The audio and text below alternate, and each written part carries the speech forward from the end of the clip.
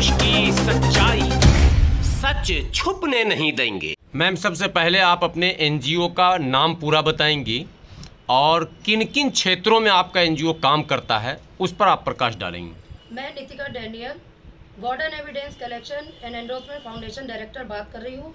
हमारी एनजीओ जो है महाराष्ट्र, हरियाणा और सूरत में काम कर रही है। अभी बीते वर्ष पीछे जो पिछला साल गया 2020, उसमें हमने 8 महीनों से कुछ नहीं करा था, क्योंकि सभी लोग जानते हैं कि लॉकडाउन था। लॉकडाउन में हम लोग मेहनत ज़रूर करें, सोशल वर्क सभी लोगों ने अपनी अपनी भूमिका दी है, लेकिन जिस प्रकार से हमें कार्य करने चाहिए थे उस प्रकार से हम लोग समय नहीं दे पाए। आगे की जो हम लोग आज बहुत अच्छे समय पे यहाँ पे एकत्रित हुए हैं।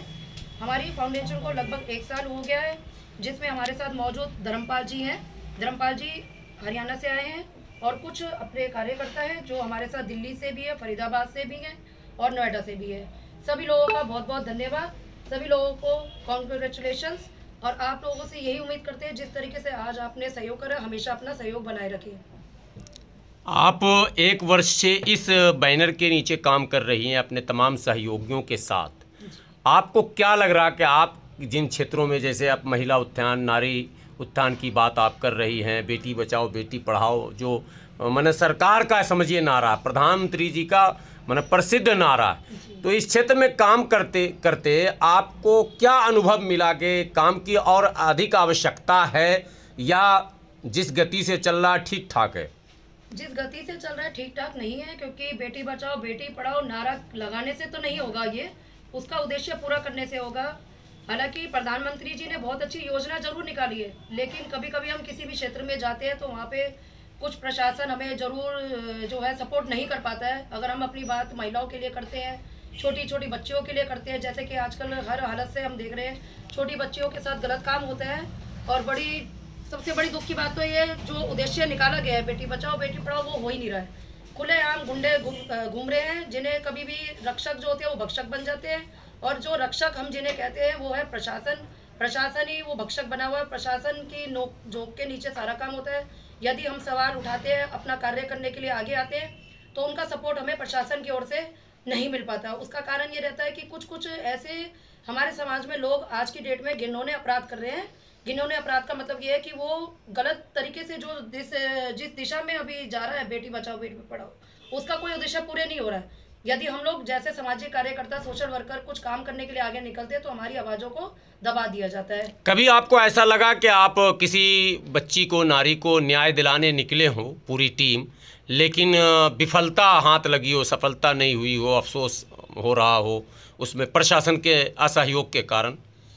अभी स्टेट क्राइम के बारे में बात करते हैं, जैसे कि हरियाणा में जो अपना हेमंत चौहान जी का एक रेप केस था, जिसके अंदर जो बीते 5-6 वर्ष हो चुके हैं, जहाँ पे स्टेट क्राइम अभी कुछ नहीं कर रही है। सीबीआई जो है अभी जांच कर रही है, लेकिन अभी जितने भी कुछ सामाजिक तत्व है उसके अंदर बड़े बड़े कुछ लोगों का अभी हाथ है। जहाँ पे रेप हुआ, रेप होने के उसको मतलब पहले तो मार दिया गया, मारने के मतलब बहुत सी चीज़ें ऐसी है जिसमें उस बेटी को इंसाफ नहीं मिल रहा है, उस महिला को इंसाफ नहीं मिल रहा है, उनके बच्चों को इंसाफ नहीं मिल रहा है। हमारे यहाँ से 26 जुलाई के आसपास पिछले वर्ष आवाज़ उठाई गई थी 2020 में, और अपना जाके एक विज्ञापन भी दिया था हम लोगों ने हरियाणा में, लेकिन उसमें आज भी कोई काम नहीं कर रहे हैं रेप केस के बारे में, जिसमें हमारे धर्मपाल जी ने भी बात करी है, वहाँ जाके विज्ञापन दिए अपने कुछ कार्यकर्ताओं के साथ में। लेकिन कार्यकर्ता जब भी जाते हैं, आवाज़ उठाते हैं, किसी भी विषय पे करते हैं, तो उसकी बातों को हमेशा कुछ ना कुछ कारण रह जाते हैं जहाँ पे आवाज़ों को दबा दिया जाता है।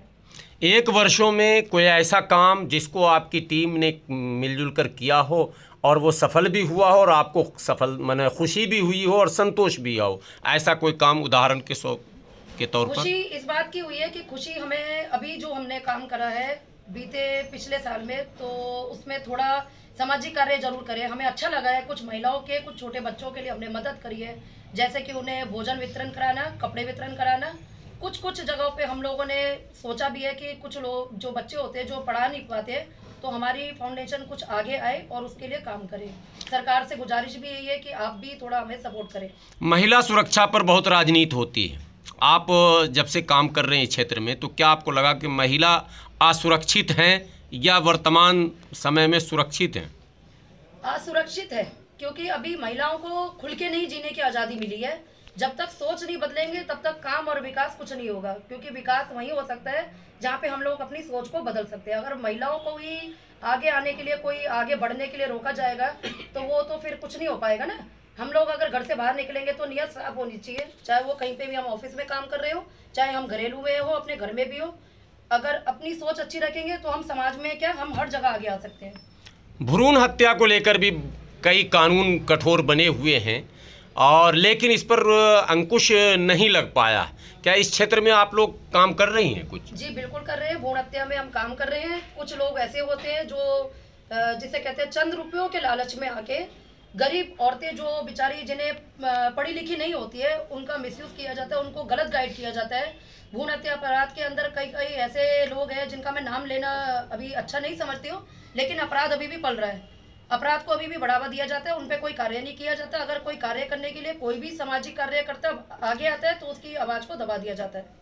आपके पास शिक्षित महिलाओं की एक अच्छी खासी फौज है और साथ में कई अनुभवी पुरुष भी हैं, तो क्या आपको लगता है कि महिला की सुरक्षा को लेकर या भ्रूण हत्या को लेकर आप आगे कुछ योजना बना रही हैं कि अब बड़े पैमाने पर कुछ काम किया जाए?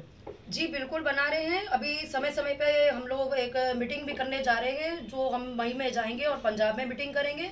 कुछ लोग वहाँ पे, कुछ छोटे गांव हैं जहाँ पे उन लोगों को शिक्षित करना है, भ्रूण हत्या के बारे में महिलाओं को उजागर करना है कि किसी की बातों में ना आके, किसी के बारे में, अपने बारे में जरूर ना मतलब सोचे, दूसरों के बारे में। आप बेशक कहते हैं ना कि थोड़ा सा हम समय लगाते हैं, लेकिन सफलता जरूर मिलती है, थोड़ा समय लगेगा। अपनी बातों को पहुंचाने के लिए जन जन तक किन किन चीज़ों का आप सहारा लेंगी, कुछ इसके ऊपर है योजना?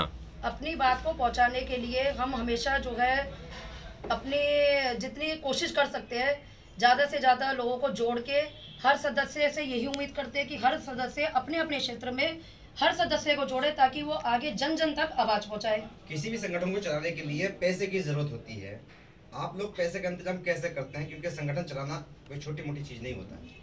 पैसे का संगठन अभी तक तो हम लोग अपने जैसे भी कोशिश होती है कर लेते हैं, लेकिन कहीं से अभी फंड आने की उम्मीद करते हैं। फंड जब आएंगे तो उसको वहीं लगाया जाएगा जिस पर्पस के लिए अपना फाउंडेशन है। सरकार से कहीं मांगने की कोशिश की आपने? सर अभी नहीं हो पाया क्योंकि अभी तो पहला वर्ष है। धर्मपाल जी, एक सवाल मेरा ये आपसे है कि आज आपकी वर्षगांठ भी है, पहली वर्षगांठ है ये। महिलाओं के लिए सरकार ने बहुत सारी योजनाएं चला रखी हैं, पर कहीं ना कहीं पुरुष प्रधान समाज होने के कारण महिलाओं की जो योजनाएं होती हैं या उनको जो फायदा होना होता है वो दब जाता है। इसमें राजनीति भी बड़ी गुनाहगार रही है।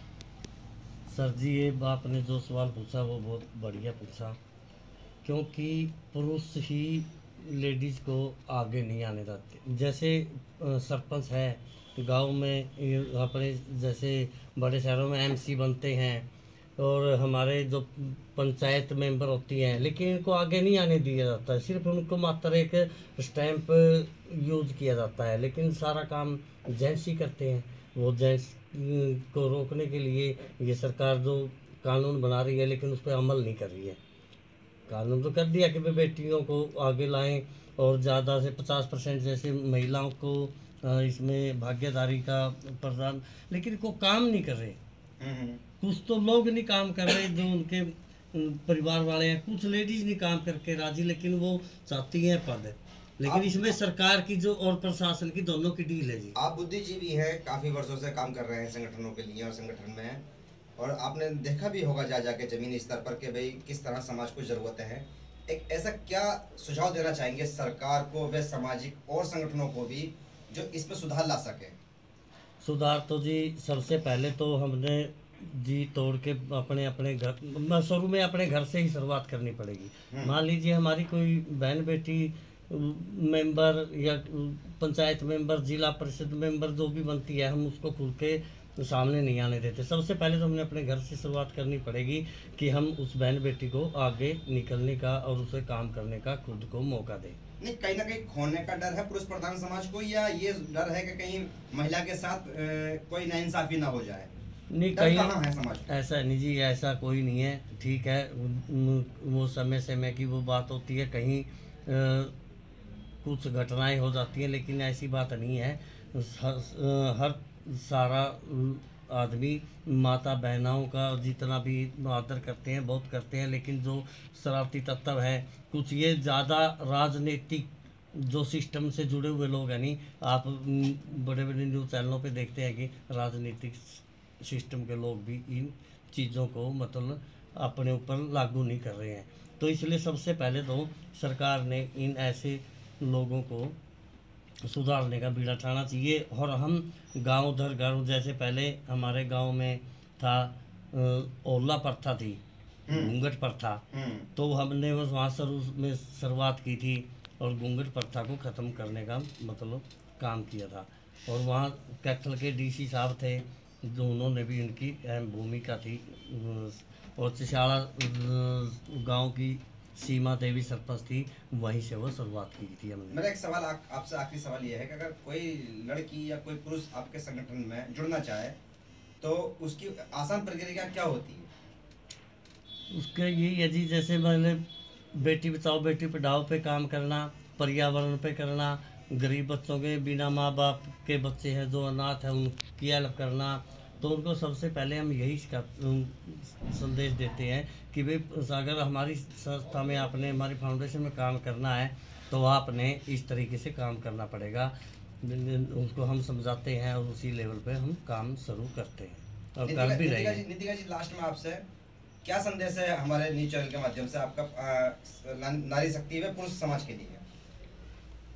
नारी शक्ति के लिए और पुरुष समाज के लिए एक ही संदेश है, जब तक दोनों के विचार एक जैसे नहीं होंगे तब तक कोई हमारे समाज के अंदर जो बुराइयां हो रखी है वो खत्म नहीं होगी। सभी को सबसे पहले तो नमस्कार।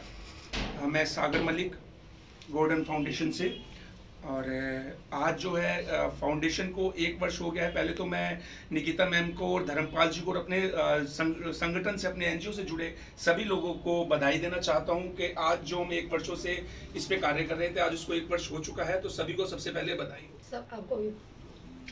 मलिक जी, मेरा एक सवाल आपसे ये है कि जिस तरह कोई भी गैर सरकारी संगठन या जो गैर राजनीतिक संगठन होते हैं, ये शुरू में तो सबकी सुरक्षा, सबके लिए आंदोलन करना, बाद में किसी न किसी राजनीतिक पार्टी में विलय हो जाते हैं।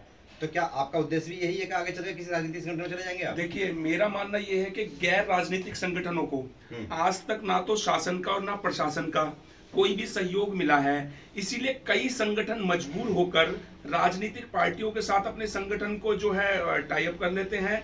यही एक सबसे बड़ा कारण है। अगर आज हमें पुलिस का और जो है सरकार का समर्थन मिलने लगे तो हमें जरूरी नहीं है किसी राजनीतिक पार्टी में जाने की, परंतु जैसी परिस्थिति होती है उसी हिसाब से कार्य करे जाते हैं। यानी कि आप ये उम्मीद लगाते हैं कि हम आपसे उम्मीद कर सकते हैं कि आप जाएंगे कभी राजनीतिक संगठन? देखिए, जैसे हमारे सीनियर की एडवाइस होगी, जैसे हमारे बड़ों की जो है मार्गदर्शन होगा, हम उसी पे कार्य करेंगे।